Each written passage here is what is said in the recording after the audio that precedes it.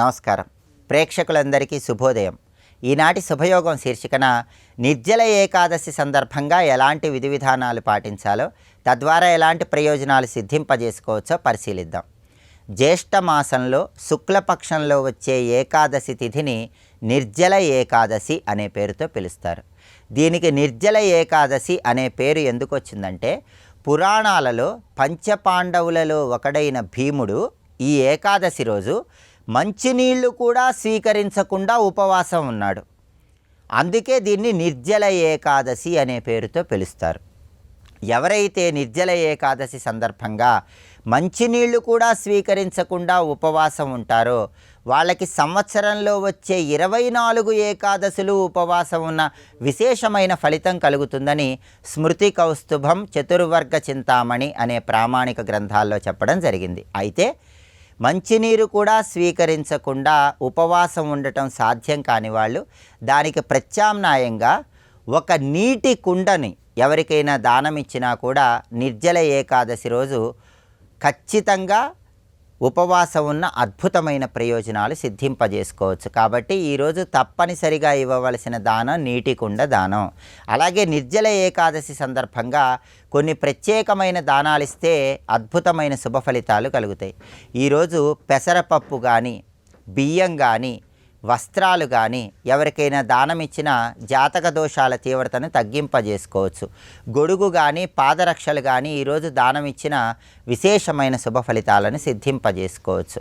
అలాగే నిర్జల ఏకాదశి సందర్భంగా మీకు దగ్గరలో ఉన్నటువంటి విష్ణు సంబంధమైన ఆలయానికి వెళ్ళండి. విష్ణు ఆలయంలో ధ్వజస్తంభం దగ్గర దీపాన్ని వెలిగించండి. విష్ణు ఆలయంలో 2, 4, 6, 8 ఇలా సరి సంఖ్యలో ప్రదక్షిణలు చేయండి. శ్రీ మహావిష్ణువు సంపూర్ణమైన అనుగ్రహం కలుగుతుంది. అలాగే ఓం నమో నారాయణాయ, ఓం నమో భగవతే వాసుదేవాయ అష్టాక్షరి మంత్రం, ద్వాదశాక్షర మంత్రాన్ని పఠించుకోండి. విష్ణు సహస్రనామ స్తోత్రాన్ని కానీ, విష్ణు పంజర స్తోత్రాన్ని కానీ ఈరోజు పఠించినా లేదా శ్రవణం చేసినా విశేషమైన శుభ ఫలితాలను సిద్ధింపజేసుకోవచ్చు. అలాగే ఈరోజు విష్ణుమూర్తిని పూజించే సమయంలో ఓం త్రివిక్రమాయ నమః అనే మంత్రం పఠిస్తూ పసుపచ్చటి చామంతి పూలతో శ్రీ మహావిష్ణువుని పూజించడం, తులసి దళాలతో విష్ణువుని పూజించడం ద్వారా విశేషమైన ప్రయోజనాలు చేకూరతాయి. అలాగే ఈరోజు సత్యనారాయణ స్వామి వారి వ్రతం చేసుకుంటే కూడా సమస్త శుభాలను సిద్ధింపజేసుకోవచ్చు. సత్యనారాయణ స్వామి వ్రతం చేసుకోవటం వీలు కాని వాళ్ళు దగ్గరలో ఉన్న విష్ణు సంబంధమైన ఆలయానికి వెళ్ళి ఆలయంలో విష్ణువుని దర్శించటం, ఆలయంలో ధ్వజస్తంభం దగ్గర దీపాన్ని వెలిగించటం, ఆలయంలో సరిసంఖ్యలో ప్రదక్షిణలు చేయటం ద్వారా కూడా విశేషమైన శుభ ఫలితాలను సిద్ధింపజేసుకోవచ్చు. నిర్జల ఏకాదశి సందర్భంగా ఈ ప్రత్యేకమైన విధి విధానాలు పాటించండి. శ్రీ మహావిష్ణువు సంపూర్ణమైన అనుగ్రహానికి పాత్రులై సమస్త శుభాలను సిద్ధింపజేసుకోండి. రేపటి శుభయోగం శీర్షికన జ్యోతిష శాస్త్రపరంగా శపిత దోషం అంటే ఏంటో, శపిత దోషాన్ని తొలగింపజేసుకోవటానికి ఎలాంటి ప్రత్యేకమైన విధి విధానాలతో ఆరాధనలు చేయాలో, శపిత దోషానికి సంబంధించినటువంటి అన్ని రకాలైనటువంటి ప్రత్యేకమైన పూజలేంటో పరిశీలిద్దాం. నమస్కారం.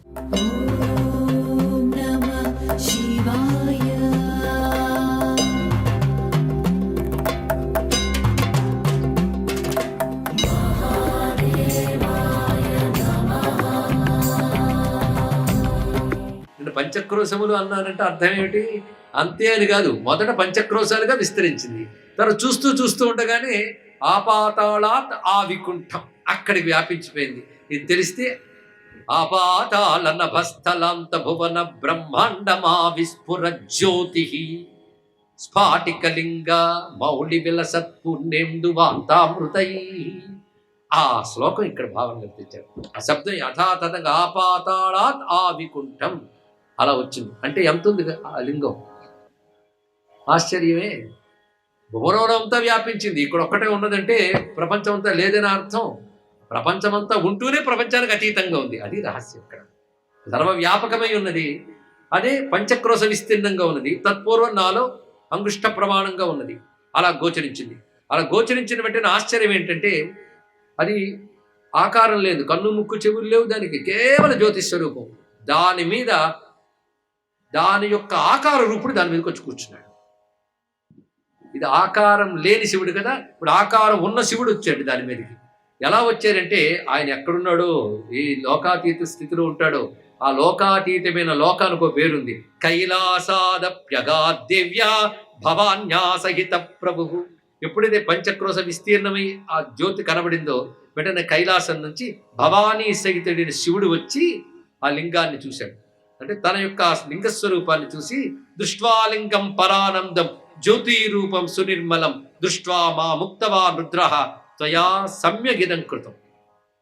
ఆ రుద్రుడు చెప్తున్నాడు, మంచి పని చేసావు నారాయణ, నువ్వు లోపల నన్ను ధ్యానించి బయటికి నేను వచ్చేటట్టు చేశావు, బాగుంది అన్నాడు. ఈ మాట చెప్పాలి అంటే తాను రూపం ధరించి వచ్చి చెప్తున్నాడు రుద్రుడు ఇప్పుడే, చాలా మంచి పని చేశావు అనగానే వెంటనే ఆనందించాడు. పైగా ఆ వచ్చిన శివుడు గురించి గొప్ప మాట చెప్తున్నాడు. ఏమనంటే, అతడు నాకు అత్యంత ప్రీతిపాత్రుడైన శివుడు అక్కడికి వచ్చి నిలబడ్డాడు. మమ దగిత అంటే ప్రియమైన వాడు, నాకు అత్యంత ప్రియమైనటువంటి శివుడు వచ్చి పరమానందాన్ని పొందాడు. అంటే ఇప్పుడు ఎక్కడి నుంచి వచ్చినట్టు, అది విష్ణు హృదయం నుంచి కనుక, నా హృదయం నుంచి వచ్చింది కనుక నేను తయారు చేశాను కాశీని అంటారు అందరూను. ఇది తెలుసుకో. కానీ నీ విష్ణువు నుంచి వచ్చింది, ఎందుకు వచ్చిందో పేరు ఇప్పుడు తెలిసింది కదా, అందుకు నా వల్ల వచ్చింది, నేను ఇచ్చాను కాశీని అని లోకంలో ఒక మాట వచ్చింది. ఇక్కడ వచ్చిన వైనం ఈ విధంగా వచ్చింది. జ్యోతిర్లింగం ప్రకటితం సర్వ ప్రాణ విముక్తిదం రుద్రస్య వచనం శ్రుత్వా మయా తస్థానురూపధిక్ శుద్ధ సత్వాత్మకం జ్ఞాత్వా స్తుత శృతి సతై పృథక్. అప్పుడు నేనేం చేశానంటే ఆ కనబడుతున్న మహాజ్యోతి స్వరూపాన్ని శృతి సతై వేల కొలది వేద మంత్రాలతో స్తోత్రం చేయడం మొదలుపెట్టాను. దేన్ని? ఆ పరంజ్యోతి స్వరూపాన్ని. ఇది లింగం అంటే. లింగం అంటే ఏమిటో, జ్యోతి అంటే అదే, జ్యోతి అంటే ఏమిటో, కాశీ అంటే అదే. ఇది తెలుసుకోవాలి. ఇది కాశీ యొక్క స్వరూపం. ఈ విధంగా ఏర్పడ్డ తర్వాత అది శుద్ధ సత్వాత్మకం. కనబడుతున్నదంతా కేవలం దాని నుండి శుద్ధ సత్వగుణమే ఉంది మొత్తం. ఎందుకంటే త్రిగుణాలకు అతీతమైన రజోగుణ తమో గుణాలు లేని శుద్ధ సత్వగుణం ఉన్నది. ఎందుకంటే ఏ గుణం లేకపోతే కనబడదు. ఇది ఒక రహస్యమైన విషయం అండి. ఎవరైతే వేదాంత విచారణ బాగా చేస్తారో వాళ్ళకి అర్థమవుతుంది ఈ అంశం.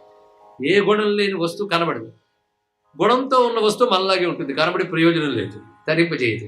మరి ఏం కావాలి అంటే రజోగుణ తమో గుణాలు మిశ్రితం కాని శుద్ధ సత్వం అంటే నిర్గుణమైన బ్రహ్మము శుద్ధ సత్వ ఆకారం తీసుకొచ్చింది. అది జ్యోతిర్లింగ స్వరూపం, అది ఈ లింగం. కనుక శుద్ధ సత్వం, శుద్ధ సత్వంలో రెండే ఉంటాయి తెలుసుకోండి. శుద్ధ సత్వంలో రెండే లక్షణాలు ఉంటాయి. సత్వాత్ సంజాయితే జ్ఞానం, జ్ఞానం ఆనందం, ఈ రెండే. కనుక అదేమయ్యో జ్ఞానానందం, అది చిదానందం. ఆ స్వరూపం ఇక్కడ అలా గోచరిస్తోంది ఆ జ్యోతి. ఆ జ్యోతి రుద్రుడి రూపం. దాన్ని పరమేశ్వరుడు అయిన నారాయణుడు శృతి సతై లింగాకారం దాన్ని స్తుతిస్తున్నాడు. ఆ స్తుతిస్తుంటే అది ఎన్ని రకాలుగా మారిందో తెలుసా? ముందు అది జ్యోతి రూపంలో కనబడింది. లింగాకారం క్వచిత్ భాతి దండాకారం క్వచిత్ పునః. ఒక వర్తులాకార లింగాకారంగా కొంతసేపు కనబడింది, ఇంకోసారి బెత్తంలాగా దండాకారం ధరించింది. అలా ఆశ్చర్యపోతే ఛత్రాకారం క్వచిత్ భాతి, గొడుగులా కొంతసేపు కనబడింది. పిండాకారం, తర్వాత పిండాకారంగా గోచరించింది. పిండం అంటే ఒక ముద్దలాగా. త్రికోణకం. దీన్ని బట్టి చూస్తుంటే ఏ యంత్రాల్లో దృశ్యాలు కనబడాలి. త్రికోణాలు, వృత్తాలు, రేఖలు ఇన్ని గోచరిస్తున్నాయని భావించుకోవచ్చు ఇక్కడ. కనుక దీనికి ఇదమిత్తమైన రూపం లేదు, అది చెప్పడం ఇక్కడ. లింగంగా కనబడుతుంది, ఒక దండము వలె గోచరిస్తున్నది, ఛత్రముగా కనబడుతున్నది, పిండముగా కనబడుతున్నది, త్రికోణముగా కనబడుతున్నది. అక్కడ చూస్తున్న మునులకు కూడా వాళ్ళు ఎలా అనుకుంటే అలా కనబడుతుంది. అందుకే దృశ్యతే మునిసంఘైస్త యథామతి తథైవ తత్, యథామతి తథా ఏవ తత్. వాళ్ళు ఎలా అనుకుంటున్నారో అలా కనబడుతుంది. కనబడుతుంది మాత్రం జ్యోతి. అంటే ఒకే పరమాత్మ వారి వారి తపశ్శక్తిని అనుసరించిన బుద్ధికి ఒక్కొక్కలా కనిపిస్తున్నాడు. ఇదే ఏకం సత్విప్రావ ఉదాహరణ. కనబడుతున్నదంతా ఒకటే. అది విష్ణు హృదయం వచ్చింది. విష్ణు హృదయం ఎవరు? శివుడే. ఆ స్వరూపం అక్కడ గోచరించింది. అది అజడం, జడము కానిది, అలా ఉన్నది. అజడమైనటువంటిది. తర్వాత పృథ్వీ నిర్మాణమైన తర్వాత భూమి యందు పెట్టబడినది. దాన్ని కాశీ అంటారు. ఇది కాశీ యొక్క స్వరూపం. ఇప్పుడు నా వల్ల అలా వచ్చింది. కానీ ఇక్కడ గుర్తుపెట్టుకోవాల్సినది ఏమిటంటే నేను దానిని తయారు చెయ్యలేదు. ఇది తెలుసుకో. కనుక విష్ణువు తయారు చేసాడని మాట వచ్చేసింది, కానీ నేను తయారు చెయ్యలేదు. ఏదైనా తయారైతే ఇది జడ పదార్థం అవుతుంది. గుర్తుపెట్టుకో. తయారైంది ప్రతిదీ జడమే. కొండ చేశారు దేని నుంచి? అదో జడం ఇదో జడం. జడం నుంచి జడం తయారవుతుంది. కాశీ జడం కాదే, చైతన్యం. చైతన్యం ఎవడు తయారు చేయడు. చైతన్య స్వభావత వస్తుంది ఇక్కడ. కనుక అది తయారు చేయబడినది కాదు. కాశీ స్వతసిద్ధమైన బ్రహ్మమే. ఆ బ్రహ్మమే శివం, ఆ బ్రహ్మమే విష్ణు, అదే నా హృదయం, నా హృదయమే శివుడు. అది ఆ రూపంలో గోచరించింది. ఇది తెలుసు. అందుకే నిర్మితన్నమయా పరం, అది నేను నిర్మించలేదు. కానీ వదంతి లోకా సప్తం కాశీ కేశవ నిర్మిత. లోకం మాత్రం కేశవ నిర్మిత కాశీ అనేస్తుంది, కానీ నిర్మాణస్తు జడస్య, జడానికి నిర్మాణం కానీ చైతన్యానికి నిర్మాణం ఉంటాయ్యా. అందుకే నా పరమాత్మన, పరమాత్మను ఎవరు నిర్మాణం చేయలేరు. పరమాత్మను ఎవడు సృష్టిస్తాడు? కానీ కాశీ అంటే పరమాత్మ, కాశీ అంటే పరంజ్యోతి, కాశీ అంటే పరబ్రహ్మ. ఇది తెలుసుకో. అప్పుడు ఏం చేశాను? భూమి మీద పెట్టాను. పెట్టి వాళ్ళందరికీ చెప్పాను, ఎన్ని సాధనలు చేస్తున్నా ముక్తి రావట్లేదే, విఘ్నములు ఏర్పడుతున్నా, బాధపడుతున్నారా? అందుకే నేను నా హృదయంలోంచి ఆ పరమాత్మను తీసుకొచ్చి ఇంతవరకు భూమికి అంటకుండా ఉన్నదాన్ని భూమి ఎందు పెడుతున్నాను. ఇక్కడికి చేరి మీ సాధన చేసుకోండి, మీ విఘ్నాలన్నీ తొలగి సిద్ధి పొందుతారని అప్పుడు వాళ్ళ కోసం నేను ఈ విధంగా ఏర్పాటు చేశాను. అలా వచ్చింది నాయన కాశీ అని విష్ణువు చెప్పి, ఇప్పుడు మీకు కనబడుతుంది, భూమి ఇంకా రాలేదు, వస్తాను అని చెప్పి వరాహ రూపం ధరించి వెళ్ళి ఆ భూమిని పైకి తీసుకువచ్చిన తర్వాత పైకి చూశాడు. ఆ భూమి జడ వస్తువు పైకి రాగానే చైతన్య వస్తువు వచ్చి దానికి తగిలి అక్కడ చేరి ఆ భూభాగం పంచక్రోశ విస్తీర్ణమునందు ఆ జ్యోతి ఇమిడిపోయి కాశీ అని చెప్పబడుతున్నది. ఇది కాశీ క్షేత్రం ఏర్పడినటువంటి పద్ధతి. కాశీ ఆవిర్భావ ఘట్టము అని ఒక రహస్య ఘట్టము తెలియజేశాడు వేదధర్ముడు దీపకునికి. దీపకుడు ధన్యుడైపోయాడు, మనందరం ధన్యులమయ్యాం. ఏ గ్రంథంలోనూ ఎంత విస్తారంగా కనబడదు, కాశీ రహస్యంలో మాత్రమే కనబడుతుంది. స్వస్తి.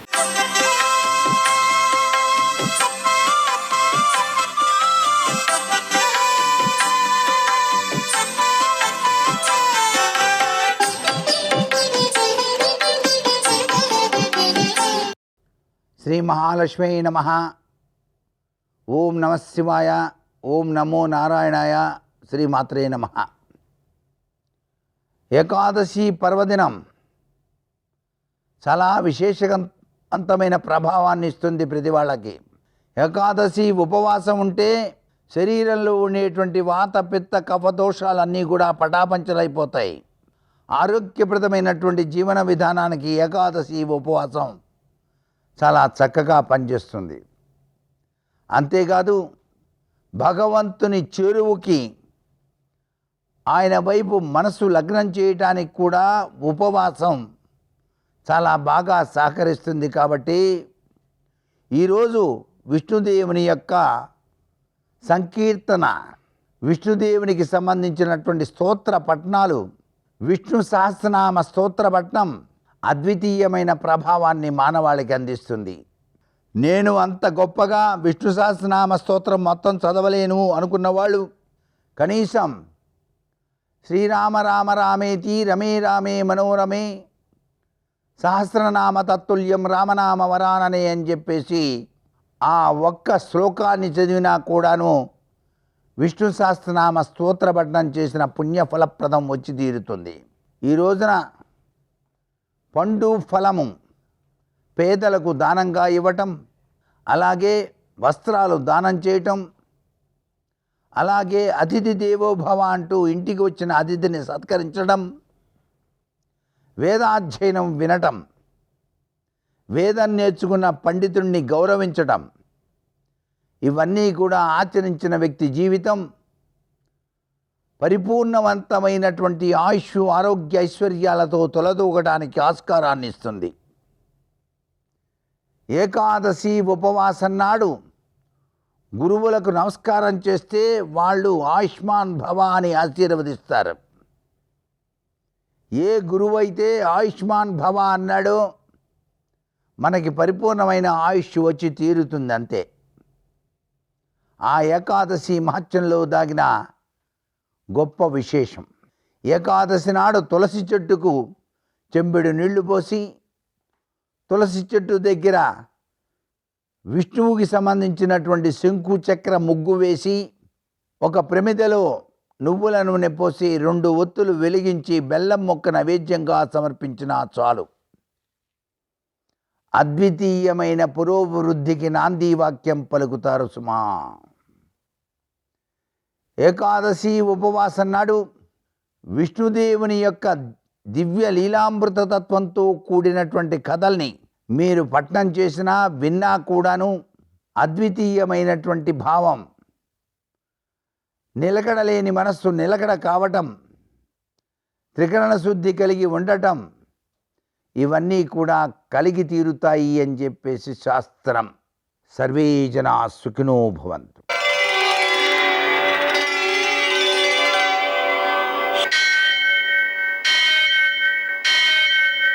సహస్రశీరుషం దేవం విశ్వాక్షం విశ్వశంభువం విశ్వం నారాయణం దేవమక్షరం పరమం పదం విశ్వతః పరమాం నిత్యం విశ్వం నారాయణగుం హరిం విశ్వమేవేదం పురుషస్తద్విశ్వముపజీవతి పతిం విశ్వస్యాత్మేశ్వరగుం శాశ్వతగుం శివమచ్యుతం నారాయణం మహాజ్ఞేయం విశ్వాత్మానం పరాయణం. సూర్యశౌర్యమథేందురింద్రపదవీ సన్మంగళం మంగళం. లక్ష్మీం క్షీరసముద్రరాజతనయాం శ్రీరంగధామేశ్వరీం దాసీభూతసమస్తదేవవనితాం లోకైకదీపాంకురాం శ్రీమన్వందకటాక్షలబ్ధో బ్రహ్మేంద్రగంగాధరాం త్వాం త్రైలోక్యకుటుంబినీం సరసిజాం వందే ముకుందప్రియాం. నేటి కాలమాన విశేషాలను గమనిద్దాం. స్వస్తి శ్రీ చంద్రమాన విశ్వావసునామ సంవత్సరం ఉత్తరాయణం, గ్రీష్మ ఋతువు జ్యేష్ఠమాసం, శుక్లపక్షం శుక్రవారం. సూర్యోదయం 5:44, సూర్యాస్తమయం 6:45.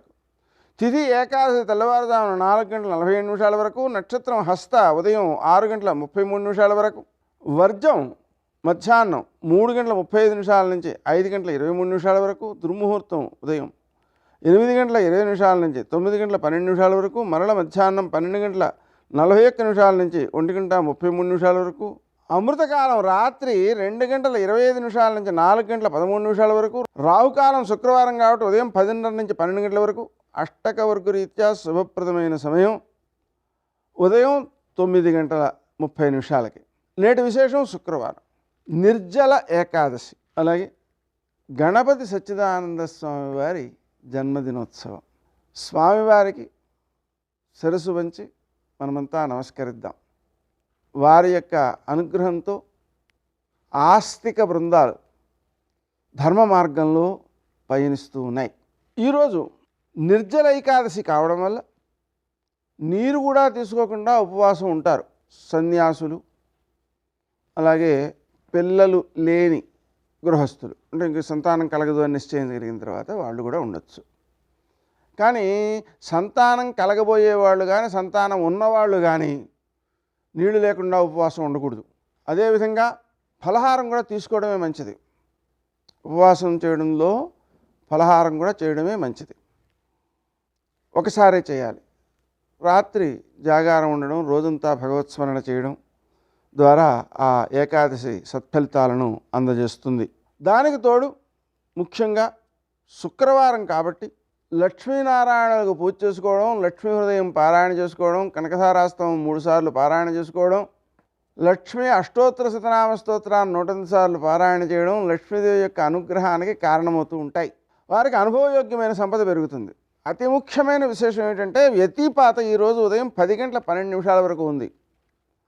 కాబట్టి సూర్యోదయం నుంచి 10:12 లోపులో గురువింద గింజంత ఎత్తు బంగారం, అంటే 250 మిల్లీగ్రాములు, సుమారు 1500-1600 ఉంటుంది. దాన్ని మనం దానం చేస్తే మేరు పర్వతం, సువర్ణమయమైనటువంటి మేరు పర్వతాన్ని దానం చేసినంత గొప్ప ఫలితం వస్తుంది. అంతేకాదండి, వ్యతిపాతలో మనం ఏం చేసినా కూడా కోటిగుణితమైన ఫలితాన్ని ఇస్తుంది. జపం, ధ్యానం, దానం మొదలైనవన్నీ. ఆ కారణంగా సూర్యోదయం నుంచి ప్రారంభించి ఉదయం 10:12 వరకు ఏమాత్రం సమయం వ్యర్థం చేయకుండా జనని కనక వృష్టిని దక్షిణాంతేర్పయామి అనే మంత్రాన్ని జపించుకుంటూ ఉంటే బంగారు వర్షాన్ని అమ్మవారు కురిపిస్తున్నట్టుగా భావించినట్లయితే అనంతమైన ఫలితం సిద్ధిస్తుంది. అలాగనే ఈ 250 మిల్లీగ్రాములు బంగారం కూడా ఇవ్వలేని వాళ్ళు ఎవరైతే ఉన్నారో వాళ్ళు 13 రకాల పళ్ళు ఒక్కొక్క రకాల ఒక్కొక్క పండు చొప్పున 13 రకాల పళ్ళు కనుక దానం చేసినట్లయితే ఆ ఫలితం సిద్ధిస్తుంది అన్నారు. మేరుపర్వతాన్ని దానం చేసిన ఫలితం సిద్ధిస్తుందన్నారు. కాబట్టి మనకు వీలైన దాన్ని చేయడం మంచిది. వ్యతిపాతను విడిచిపెట్టడం మంచిది కాదు. అంతేకాకుండా వ్యతిపాత రోజున గంగా స్నానం కానీ గోదావరి స్నానం కానీ చేసినట్లయితే 1,000,000 తరాలు తరిస్తాయి. పితృదేవతల యొక్క అనుగ్రహం సిద్ధిస్తుంది. జాతకంలో ఉండే పితృదోషాలు పోతాయి. అంతటి గొప్ప విశేషమైనటువంటిది వ్యతిపాత. నేటి ఆణిమత్యాలు.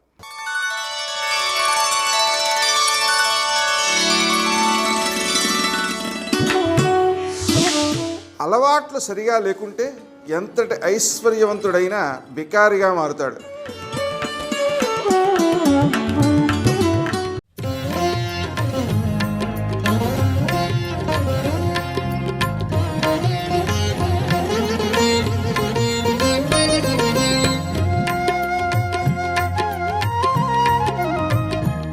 శ్రీకాళహస్తిలో ముందు కాళహస్తీశ్వరుడికి అభిషేకం చేయించారు, జ్ఞానప్రసూనాంబకు అభిషేకం చేయిస్తారు. ఎందుకంటే ఒక ఇల్లాలుగా ముందు తాను స్నానం చేసి భర్తకు అమర్చాలి. ఆదర్శ గృహిణిగా నిలబడుతుంది ఆ తల్లి. అలా ప్రతి చిన్న విషయంలో భర్తని అనుగమించింది ఆవిడ. అనుగమించిన కారణం చేత ఏమైపోయింది అంటే మహర్షి అన్నారు, ఆఖ్యాతి హృదయం హృదా. వాళ్ళు నోరు విప్పి మాట్లాడుకోవలసిన అవసరం వాళ్ళకి కలగలేదు. అంటే సీత తువ్వాలిస్తావా, సీత మడినీళ్ళు పెడతావా, సీత అభిషేకానికి మారేడు దళాలు పెట్టావా, అలా అడగవలసిన అవసరం లేదు. రాముడే పెట్టుకుంటే ఏదైనా మర్చిపోయి మళ్ళీ లేవాలేమో, సీతమ్మ పెడితే రాముడు లేవక్కర్లేదు. అంటే ఆయన పూజ ఎలా చేసుకుంటాడో, పూజలో ఎక్కడెక్కడ ఏ సంబారాలు వాడుకుంటాడో అందులో ఒక్క సంబారం కూడా తక్కువ రాదు. పూజ ఆవిడ చేస్తుంది, ఆవిడ కాదు రాముడు చేస్తాడు. పూజ చేసేది రాముడు, పూజకు అందించేది ఏర్పాటు చేసేది సీతమ్మ. ఎవరి హృదయాన్ని బట్టి? తన హృదయాన్ని బట్టి రాముడి పూజ కాదు, రాముడి పూజని బట్టి సీతమ్మ అమరిక. వీరు ఆ విషయం గమనించాలి. ఎంత అందమైనటువంటి ఏర్పాటులో ఆవిడ పెడుతుందంటే ఆయన ఉపచారాలు చెయ్యడానికి వీలైన రీతిలో ఆయా పదార్థములను వరుసక్రమంలో పెట్టి ఉంచేస్తుంది అంతే.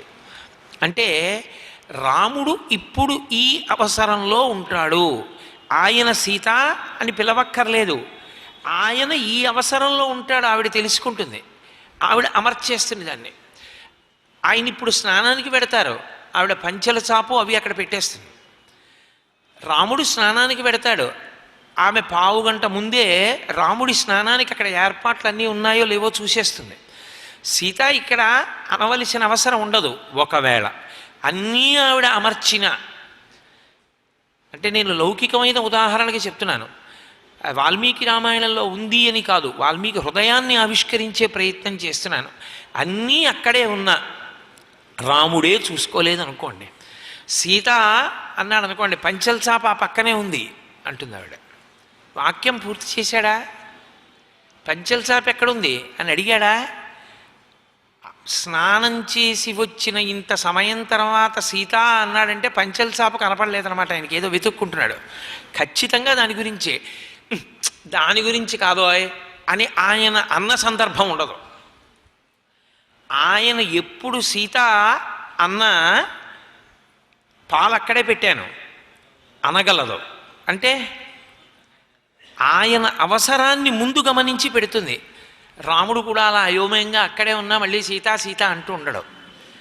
అంటే ఇప్పుడు వాళ్ళిద్దరూ మాట్లాడుకున్నారనే దాని ఉద్దేశ్యం, మాట్లాడుకో అక్కర్లేని పరిస్థితి వచ్చింది. ఎందుకని? ఒకళ్ళ మీదకొకళ్ళకి కోపం వచ్చి మాట్లాడుకోక కాదు, అసలు ఒకరి హృదయాలు ఒకరికి మారిపోయి అవతల వారి అవసరాల్ని యువతల వారు తెలుసుకుంటారు. తెలుసుకుని అన్నీ జరిగిపోతుంటాయి. జరిగిపోతున్నప్పుడు వాళ్ళ హృదయాలు మాట్లాడుకుంటుంటాయి. ఎంత సంతోషపడిపోతుంటాడో రాముడు. సర్వం శ్రీ ఉమామహేశ్వర పరబ్రహ్మార్పణమస్తు. స్వస్తి.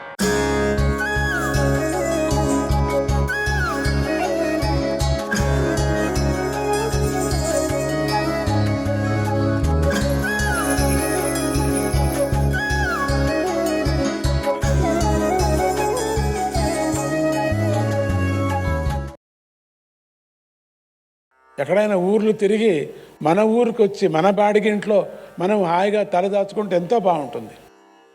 ఏం ఆనందమో, చెప్పలేనంత ఆనందం. అక్కడ 5 స్టార్ హోటల్లో ఉన్నప్పటికి కూడా మన ఇంట్లో మనం ఉండి ఎంత బాగా ఉంటుందో. అందుకని ఈయనకి మాత్రం సొంతం. అంటే శివుణ్ణి అట్లా చేస్తున్నా అనుకోకండి, మీకు అది అట్లా అంటే కదా అంత సంతోషం శివుడికి అనటానికి చెప్పడానికి. అందుకని ఏదో మనకి తీసుకొచ్చి దగ్గరగా పెట్టేశారు అనుకోకండి. కాశీకి వచ్చిన దగ్గర నుంచి ఆయన ఎంతో ఉల్లాసంగా ఉన్నాడు. ఆ అత్తవారి ఇల్లు వదిలేసి ఆవిడ ఆ మైనాదేవి యొక్క ఆ విచిత్రమైనటువంటి పొడుపులు తప్పించుకుంది కదా అనుకున్నాడు మైనాదేవి. కానీ పార్వతీదేవి పరిస్థితి వేరుగా ఉంది. ఈయనేమో సంతోషంగా ఉంటే పార్వతీదేవి మాత్రం ఎందుకో ముఖమంతా సంతోషంగా లేదు. ఆవిడ శివుడు చెప్పాడు సొంత ఇల్లే కదా, ఇది మన ఇష్టం కదా, అంటే ఎందుకో సరిగ్గా మాట్లాడటం లేదు. ఏం మళ్ళీ ఇంటికి వెళ్ళాలనిపిస్తుందా అని తన తల్లి పోరు పడగలేక హిమాలయాలకు వదిలి వచ్చేసిందే కానీ తీరా వచ్చాక ఎండలు తీవ్రంగా ఉన్నటువంటి ఈ నగరం ఆమెకు నచ్చలేదు. అక్కడి నుంచి హిమాలయాలు వదిలేసి వచ్చింది మైనాదేవి. అక్కడి నుంచి వచ్చేసిన తర్వాత కాశీ పట్టణంలో ఎండలు ఎట్లుంటాయంటే పైన సూర్యుడు కింద అగ్ని, అంతే. రాళ్ళు బండలు ఇల్లు, ఇక చూసుకోండి. ఆవిడికి మాత్రం సంతోషం, ఎందుకంటే హిమాలయాల్లో అమ్మవారు కదా, హిమగిరి వాసోలూపం ఉండే అటువంటి ఆవిడ చల్లగా ఉండేది. 24 అవర్స్ ఏసీ, ఎక్కడ చూసినా ఏసీ. అట్లా ఉండేటువంటి సంతోషంగా ఉండేటువంటి ఆ ఇల్లు వదిలేసి వచ్చేసింది కదా, ఇక్కడ ఎండ తట్టుకోలేకపోతుంది. సునీతైనటువంటి శరీరం చాలా కష్టపడుతూ ఉన్నది. ఏం చేసినా కూర్చోలేదు, లేయలేదు, పడుకోలేదు, తినలేదు. దాంతో మళ్ళీ భర్త దగ్గరకు చేరి మనం ఇక్కడ వద్దండి, ఇంకెక్కడికైనా పోదామండి అని పోరు పెట్టసాగింది. మనకెందుకండి ఇక్కడ, మనం వద్దండి. మహాదేవుడికి ఈ మాట నచ్చలేదు. ఆయన విసుగు ముఖం పెట్టి ఇలా అన్నాడు, కాశీ అంటే నా సొంత క్షేత్రం, దీన్ని నేను ఒక్క క్షణం కూడా వదిలిపెట్టి ఉండలేను. అందుకనే ఈ క్షేత్రానికి అవిముక్త క్షేత్రం అని మరో పేరు. నువ్వు ఇక్కడ ఎండను చూడగలుగుతున్నావేమో కానీ పవిత్రతను చూడలేకపోతున్నావు, ఇక్కడుండే మహిమను చూడలేకపోతున్నావు, ఇక్కడుండే మహత్తరమైనటువంటి ఆనందాన్ని చూడలేకపోతున్నావు. ఇక్కడ ఉండే పవిత్రత ముల్లోకాల్లోనూ మరెక్కడా లేదు. అందువల్ల నేను ఈ క్షేత్రాన్ని వదిలిపెట్టే ప్రసక్తే లేదు. కావాలంటే నీవు ఎక్కడికైనా వెళ్ళిపోవచ్చు, నాకేమీ తొందర లేదు, నువ్వు వెళ్ళిపో. కావాలంటే నీ పుట్టింటికైనా వెళ్ళిపో, నీ ఇష్టం వచ్చినట్టు చేసుకోపో అని అన్నాడు. మహాదేవుడు నవ్వుతూనే ఇంత గట్టి మాట అనేసరికి పార్వతీదేవి ఇక ఆ ప్రసక్తి మానేసింది. ఇంక వద్దులే నాయనా, నాకెందుకులే, వద్దులే, తప్పైపోయింది, ఇక నేను మాట్లాడను. శివుడు ఆ క్షేత్రాన్ని అవిముక్త క్షేత్రం అని పిలవడం వల్ల ఆ నగరానికి నికుంభుడు పెట్టిన శాపం కొట్టుకుపోయింది. ఆ క్షేత్రము నిత్య శివ నివాస క్షేత్రంగా మారిపోయింది. కృత త్రేత ద్వాపర యుగాల్లో అక్కడ పార్వతీ పరమేశ్వరుడు ప్రత్యక్షంగా కనిపించేవాళ్ళు. ఆ యుగాల్లో కలియుగం వచ్చేసరికి మాత్రం ఆయన పరివారము అంతర్ధానమైపోతారు. మామూలు పురజనులు మాత్రం అక్కడ మిగిలిపోతారు. వారందరికీ కనిపిస్తారు అక్కడ ఉండే పురప్రజనులు. ఇది ఇలా ఉండగా కాశీరాజైన దివోదాసుడి పరిస్థితి మరో రకంగా మారింది. ఆయన పూర్వము భద్రసేనుడు అనేటువంటి రాజుతో యుద్ధం చేసి తన రాజ్యాన్ని గెలుచుకున్నాడని చెప్పుకున్నాం కదా. ఆ యుద్ధ సమయంలో దివోదాసు భద్రసేనుడిని అతని పుత్రుల్ని సంహరించేశాడు కదా అప్పుడు. కానీ చివరి పిల్లవాడు మరీ పసివాడుగా ఉన్నాడు అని వాడిని వదిలేశాడు. ఆ పిల్లవాడి పేరు దుర్దముడు. అలా శత్రుశేషంగా మిగిలిపోయినటువంటి ఆ దుర్దముడు ఇప్పుడు పెద్దవాడై ఇతర రాజులు కొందరిని సహాయం తీసుకొని దివోదాసు మీదకే దండెత్తాడు. ఆ దాడిలో దివోదాసు దివంగతుడయ్యాడు. అంత పెద్ద దాడి చేశాడు దుర్దముడు.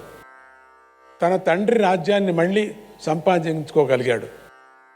కానీ ఈ లోపల దివోదాసుడి రెండో భార్య అయినటువంటి దృషద్వతికి ప్రతర్ధనుడు అనేటువంటి పుత్రుడు పుట్టాడు. ఈ ప్రతర్ధనుడు శత్రువులకు చిక్కకోకుండా తప్పించుకొని పారిపోయి క్రమంగా పెరిగి పెద్దవాడై తన తండ్రి మిత్రుణ్ణి కలుపుకొని మళ్ళీ కాశీనగరం మీదకి దాడి చేసి దుర్దముణ్ణి సంహరించి తన తండ్రి రాజ్యాన్ని మళ్ళీ సంపాదించేసుకున్నాడు. ఈ ప్రతర్ధనుడికి వత్సుడు, భార్గుడు అని ఇద్దరు పుత్రులు. వీరిలో వత్సుడికి అలర్కుడనే పుత్రుడు పుట్టాడు. ఇతడు కూడా కాశీనే రాజధానిగా చేసుకొని రాజ్యపాలన చేశాడు. ఈయన రాజర్షి అని ప్రసిద్ధి పొందాడు. ఈ అలర్కుడు అగస్త్య మహర్షి భార్య అయినటువంటి లోపాముద్రాదేవికి శిష్యుడై ఆమె యొక్క వరం చేత 66,000 సంవత్సరాలు నిత్య యవ్వనశాలిగా జీవించి కాశీ రాజ్యపాలన చేశాడు.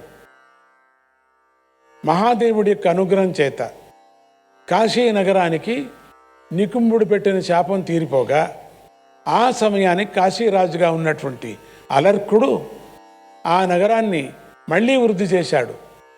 ఆ నగరానికి నాగరిక జనులను మళ్ళీ ఆకర్షించాడు. ఈ అలర్క మహారాజు కొడుకే సన్నతి. ఇతడి కొడుకు సునీతుడు. ఇతడి కొడుకు క్షేమ్యుడు. ఈతని కొడుకు కేతుమంతుడు. ఈతని కొడుకు సుకేతుడు. ఈతని కొడుకు ధర్మకేతు. ఈతని కొడుకే సత్తకేతువు. ఇలా ఈ వంశం ఇంకా అనేక తరాలుగా పెరిగిపోయింది. వీరంతా ప్రతర్ధనుడి పుత్రుల్లో పెద్దవాడైనటువంటి వత్సుడి సంతాన పరంపర. ఈ పరంపరకే వత్సభూమి అని కూడా పేరు వచ్చింది. అప్పుడప్పుడు వింటుంటాం వత్సభూమి అంటే, ఇదే వత్సభూమి. ప్రతర్ధనుడి పుత్రుల్లో రెండవ వాడైనటువంటి భార్గుడి వంశం కూడా బాగానే వృద్ధి చెందింది. ఈ వంశ పరంపరకే భృగుభూమి అని పేరు కూడా వచ్చింది. ఈ భృగుభూమి వారు ఆంగీరస గోత్రానికి చేరి భార్గవులు అనేటువంటి పేరు పొందారు. ఈ వంశంలో బ్రాహ్మణులు, క్షత్రియులు, వైశ్యులు కూడా ఉన్నారు. వీరంతా ఆయువు చక్రవర్తి యొక్క వంశంలో పుట్టిన కాశ చక్రవర్తి పరంపరలోని వారే. అందుకే వీరికి కాశయులు అని కూడా అంటారు. ఇక ఆయు చక్రవర్తి యొక్క పుత్రుడైనటువంటి నహుషుడి పరంపరను చెప్పవలసి ఉంది. యయాతి చరిత్రను మనం తీసుకుంటున్నాం. ఆయ చక్రవర్తి యొక్క పెద్ద కొడుకే నహుషుడు. ఈయన భార్య పేరు విరిజ. ఈమె పితృదేవతల పుత్రిక. ఈ దంపతులకు 6 పుత్రులు జన్మించారు. వారే యతి, యయాతి, సంయాతి, ఆయాతి, భవుడు, సుయాతి అనేవారు. వీరిలో పెద్దవాడైనటువంటి యతి కుకుత్ రాజు యొక్క పుత్రిక అయినటువంటి గోవు అనే కన్యను వివాహం చేసుకున్నాడు. ఈ దంపతులకు చిన్నప్పటి నుంచి వైరాగ్య మార్గాన్ని బట్టి త్వరలోనే మోక్షాన్ని అందుకున్నారు.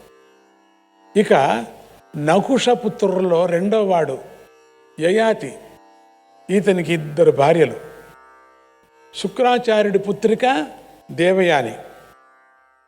రాక్షసరాజు అయినటువంటి వృషపర్వుని పుత్రిక శర్మిష్ట. యయాతికి మొత్తం 5 పుత్రులు. వీరిలో యదువు, తుర్వసుడు అనేవారు. దేవయాని పుత్రులు ద్రహ్యుడు, అనువు, ఊరువు అనే 3. శర్మిష్ఠ పుత్రులు. తండ్రి అయినటువంటి నహుషుడు లాగానే యయాతి కూడా మహాయోగి, మహావీరుడు. ఇతని దేవేంద్రుడు దివ్యాశ్వాలతో నిండినటువంటి ఒక దివ్య రథాన్ని బహుమతిగా ఇచ్చాడు. ఆ రథం యొక్క ప్రభావం వల్ల యయాతి భూమి మొత్తాన్ని గెలుచుకోగలిగాడు. ఈ రథం వీరికి వంశపారంపరంగా మిగిలిపోయి పురువంశంలో రాబోయే వసు మహారాజు దాకా వీళ్ళ దగ్గరే ఉంది. ఆ వంశంలో ఇంద్రోతుడు అనే రాజు ఆ రథంలో విహారయాత్రలు చేస్తూ గార్గ్యుడు అనే బ్రహ్మర్షి పుత్రుడి మీద నుంచి రథం పోనించాడు. దాంతో ఆ బ్రహ్మర్షి పుత్రుడు మరణించాడు. దానివల్ల ఆ రాజుకి బ్రహ్మహత్యా పాతకం అంటుకుంది.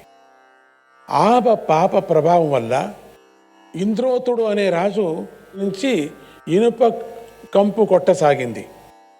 ఎన్ని ప్రయత్నాలు చేసినా ఆ కంపు పోలేదు. ఇనుప కంపు వాసన. చివరకు అంటే ఇనుపను కాగబెట్టి వచ్చేటువంటి వాసన. చివరకు ఆ రాజు శౌనకుడు అనే మహర్షిని శరణు వేడాడు. ఆ శౌనకుడు ఈ రాజు చేత అశ్వమేధ యాగం చేయించాడు. అశ్వమేధ యాగం వల్ల రాజుగారి లోహగంధం అంటే ఇనుప కంపు తొలగిపోయింది. కానీ ఆ యజ్ఞానికి విచ్చేసిన దేవేంద్రుడు వారి దివ్యరథాన్ని వెనక్కి తీసుకొని చేది దేశాధిపతి అయినటువంటి వసు మహారాజుకి ఇచ్చేశాడు. ఆ చేది దేశాధిపతి నుంచి ఆ రథం బృహద్రవుడు అనేటువంటి రాజుకు చేరింది. జరాసంధుడు బృహద్రథుడిని జయించి ఆ రథాన్ని తీసుకున్నాడు. భీమసేనుడు ఆ జరాసంధుని సంహరించి ఆ దివ్య రథాన్ని స్వీకరించి దానిని భక్తితో శ్రీకృష్ణుడికి సమర్పించాడు. మనం రథం కథ వెంబడి పాండవుల దాకా వచ్చేశాం కదా. మళ్ళీ మనం వెనక్కి యయాతి మహారాజ్ దగ్గరికి వెళితే ఆయన భూమిలోని సప్తద్వీపాలు జయించి తన 5 పుత్రులకు 5 భాగాలుగా పంచిపెట్టాడు. మనం అక్కడికి వెళదాం.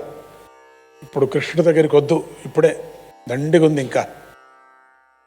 అందులో ఆగ్నేయ భాగం 2వ కొడుకైన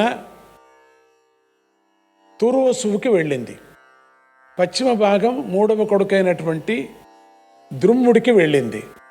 ఉత్తర భాగం 4వ కొడుకైనటువంటి అనువుకు వెళ్ళింది. ఈశాన్య భాగం పెద్ద కొడుకైనటువంటి యదువుకు వెళ్ళింది. వీటి మధ్య భాగం 5వ కొడుకైనటువంటి పూర్వుకు వెళ్ళింది. ఈ విధంగా రాజ్య విభాగం చేసిన తర్వాత యయాతి మహారాజు సుఖంగా విశ్రమించాడు. ధనుర్బాణాన్ని కూడా పరిత్యజించేశాడు. పూర్తిగా ముసలివాడైపోయాడు. ఆ దశలో ఒక రోజున తన పెద్ద కొడుకైనటువంటి యదు మహారాజును పిలిచి, నాయనా, కారణాంతరాల వల్ల నేను ఏ కారణాంతరాలు తెలీదు. ఆ కారణాంతరాలు ఒకటొకటి కాదు. నా వార్ధక్యాన్ని, నా ముసలితనాన్ని వదిలిపెట్టాల్సి వచ్చింది. నువ్వు నీ యవ్వనాన్ని నాకిస్తే నా యోగ బలంతో దాన్ని స్వీకరించి కొంతకాలం యువకుడినై నేను భోగాలు అనుభవించాలా అని నాకు చాలా ఆశగా ఉంది. దీనికి నీవు అంగీకరిస్తావా అని అడిగాడు. యదు మహారాజు ఇలా చెప్పాడు, నాన్నగారు, నేను ఒక బ్రహ్మర్షికి నువ్వు ఎప్పుడు ఏది కోరితే అది ఇస్తాను అని వాగ్దానం చేశాను. ఆ బ్రహ్మర్షి ఎప్పుడు ఏమి కోరతాడో నాకు తెలీదు. ఒక బ్రహ్మర్షికి చెప్పాను నేను. అందువల్ల నేను మీ వార్ధాక్యాన్ని నేను తీసుకోలేను, మీ ముసలితనం నేను తీసుకోను. ఎందుకంటే ఎప్పుడైనా వచ్చి ఆయన మహర్షిని అడగచ్చు, వీలు లేదు నేను తీసుకోవటానికి అంటాడు. అదిగాక వార్ధాక్యం తీసుకుంటే ఆరోగ్యపరంగా చాలా చిక్కులు వస్తాయి.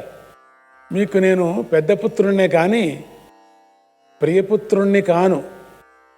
మీరు మీ కోరికను మీ పుత్రులకే ప్రియమైనటువంటి పుత్రులకి చెబితే పుత్రులు ప్రియమైన పుత్రులు ఉన్నారు కదా అని అన్నాడు. వాళ్ళతో మాట్లాడండి అని. యయాతి మహారాజుకి చాలా పండు ముసలివాడు, 6000 సంవత్సరం అయిపోయింది వాడికి. పండు ముసలివాడు, చాలా కోపం వచ్చేసింది. అలా అన్నాడు, ఒరి దుర్బుద్ధి, నీకు నా మాట కన్నా పెద్ద ధర్మాలు ఉన్నాయన్నావంట అన్నమాట. ఏదో ఇంకా నాకన్నా పెద్ద ధర్మాలు ఉన్నాయి. నేను నీ గురువును కాదా? నా మాట నీకు ముఖ్యం కాదా? నా మాట కంటే ఏదో తెలియని ఆ బ్రహ్మర్షి మాట నీకు ముఖ్యమా? నువ్వు నరాధముడివి, నీ సంతానానికి రాజ్యం లేకుండా పోవుగాక అని శపించాడు.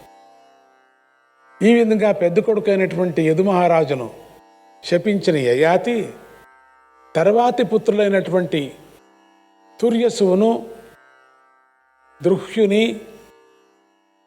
కూడా వరుసగా పిలిచి తన వార్ధక్యాన్ని తీసుకోమని అడిగాడు. వారు కూడా తిరస్కరించారు. వారికి కూడా యయాతి అదే విధంగా శపించాడు. రాజ్యం లేక భ్రష్టులైపోయి నానా అవస్థలు పడండి అని శపించారు. చివరికి తన కడసారి పుత్రుడైనటువంటి పూర్వును పిలిచి యయాతి తన కోరికను వివరించాడు. పూర్వు ఏమాత్రమూ సందేహించుకోకుండా తన తండ్రి కోరికను మన్నించాడు. ఫలితంగా ముసలివాడైనటువంటి యయాతి నవనవలాడే యువకుడైపోయాడు. అట్లా యువకుడైపోయాడు యయాతి. యోగి అయినటువంటి యయాతికి కామభోగాలను బాగా అనుభవించడం ద్వారా వాటి అంతు చూడాలనే కోరిక పుట్టింది. ఈ కామభోగాల అంతు నేను చూడాలా, ఇన్ని వేల సంవత్సరాలు అనుభవించిన ఇన్ని వేలు మళ్ళీ నేను అనుభవిస్తాను, దీని అంతు ఎంతవరకు పోతుందో ఈ కామభోగాలు నేను ఒక రీసెర్చ్ చేయాలా. నేను మహాయోగి కదా ఆయన, చూడాలా దీంతో నాకేమవుతుందో అని అంటూ దాంతో రకరకాలుగా భోగాలు అనుభవిస్తూ చివరికి విశ్వూచి అనేటువంటి అప్సరసను కూడా తీసుకొని కుబేరుడి ఉద్యానవనమైనటువంటి చైత్ర రథంలో 1000 సంవత్సరాల పాటు యథేచ్ఛంగా విహరించాడు. 1000 సంవత్సరాలు ఉన్నాడట అప్సరను తీసుకొని. అలా 1000 సంవత్సరాలు గడిచినా కూడా భోగాల పట్ల అతనికి తృప్తి కలగలేదు. దానివల్ల తనకు యోగ పరంగా కలిగినటువంటి గొప్ప జ్ఞానోదయాన్ని ఆయన 7 సూక్తుల ద్వారా రాజయోగులందరికీ తెలిసేలాగా, ఆయన పెద్ద యోగి, యయాతి ఏదో కామాసక్తుడు అనుకోకండి, కామములో ఏముందని తెలుసుకోవాలని వచ్చాడు. అర్థమైపోయింది దీంట్లో ఏమీ లేదు. నారాయణ నారాయణ హరే కృష్ణ.